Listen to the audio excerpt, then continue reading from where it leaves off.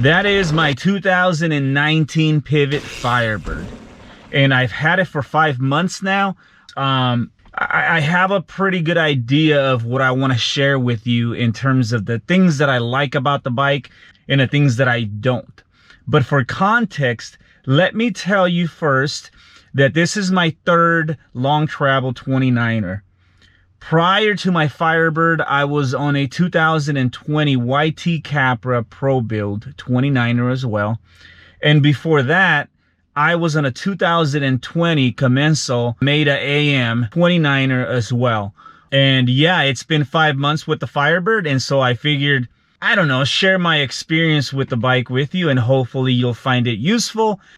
This is also a good time, I think, to mention that the 2020 version of the Firebird, it didn't change in terms of geometry. The frame is pretty much still the same. I bought my Firebird used 5 months ago. Let me show you the bike now. This is my 2019 Pivot Firebird 29er, and I picked it up for what I consider to be a very, very good deal. And since I swapped out a few components to fit my preference, I threw on a WTB Volt saddle. I also replaced the stock Shimano SLX brakes, and I threw on some Code Rs. I also threw on these HT pedals. I decided to go with this Factor stem, 35 diameter, 35 in length, and it replaced the stock, I think it was a 40. And I replaced the stock Fox Performance suspension with DVO.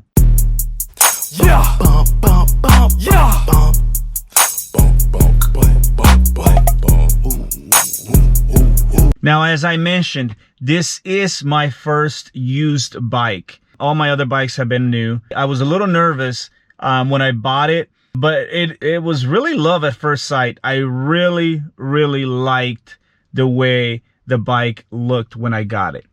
There are plenty of bikes out there that have caught my eye, but I don't know, this one's got me hooked. And I think the only worthy replacement would be the 2021 Firebird frame, if it comes with the updates that I'm hoping for in terms of what the 2021 frame should look like, or that I'm hoping that it's going to look like.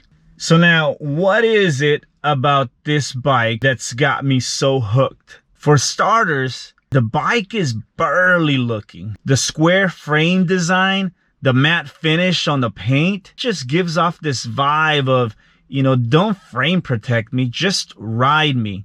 The bike feels super stiff.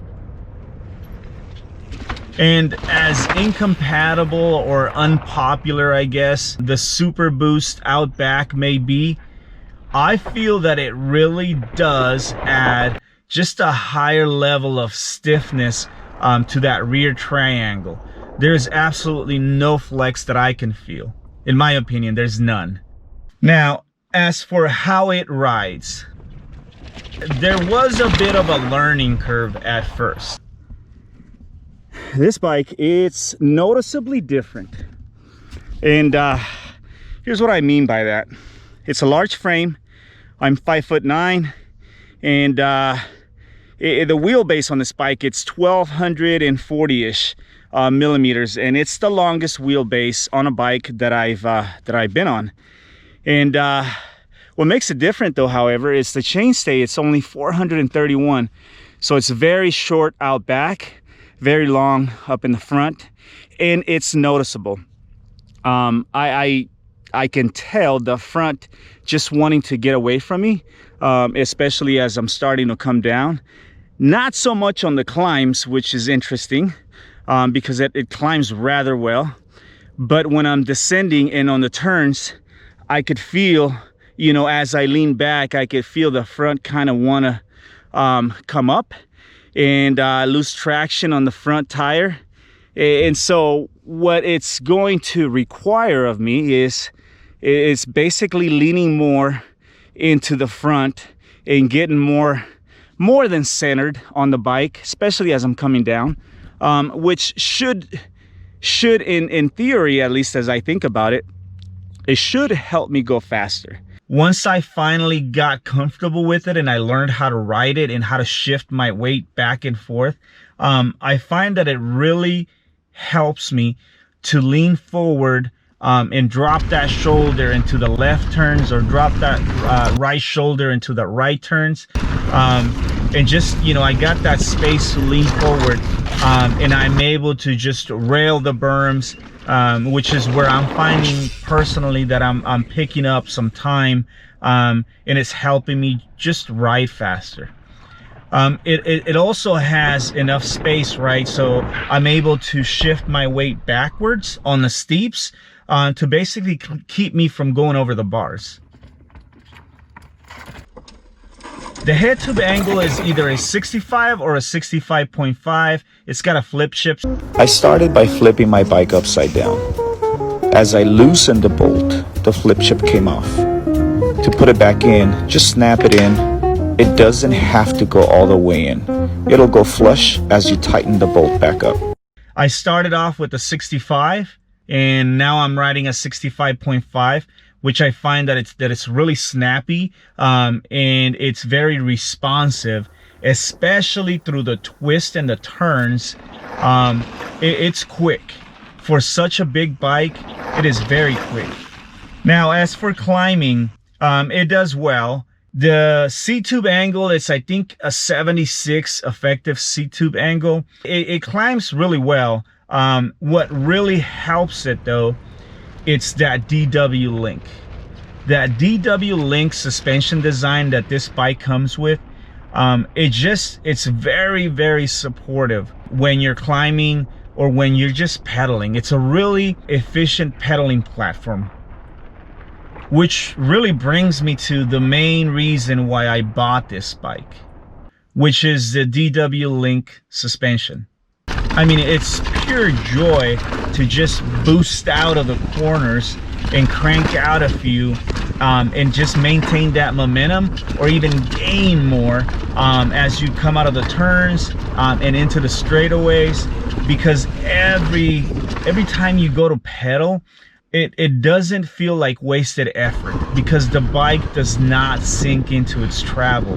There is no pedal bob, none that I can notice, and so it's truly a joy, right? It's awesome, because you know that your efforts are actually not being wasted. Your energy is being efficiently utilized, and that's what I was looking for, and that's what I found with this bike. So now let me flip that coin, right? And let me tell you a few things that I do not like about the bike.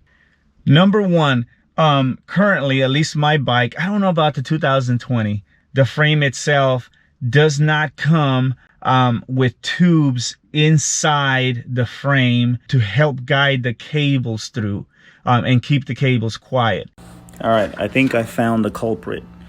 The cable making all that rattling noise inside the frame. It is the dropper post cable.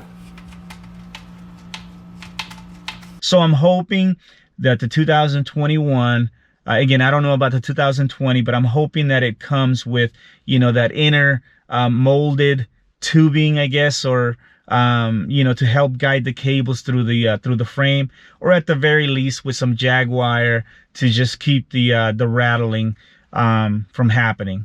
Number two, I think it'd be great if Pivot could steepen up that C-tube. It's 75.75, I think. If they could just bring it up to a 77 or a 77.5, I think that would be spot on. Number three, I really like the 65.5 degree head tube angle, because it does, like I mentioned, it makes it agile and snappy and responsive through the twists and the turns. I would like to see a 64.5 in the low setting and a 65 in the high setting. The 65 to me is spot on. The 64.5 would be for, you know, something just gnarlier, right? Maybe bike parks, which I've not taken it to a bike park yet because it's not in season.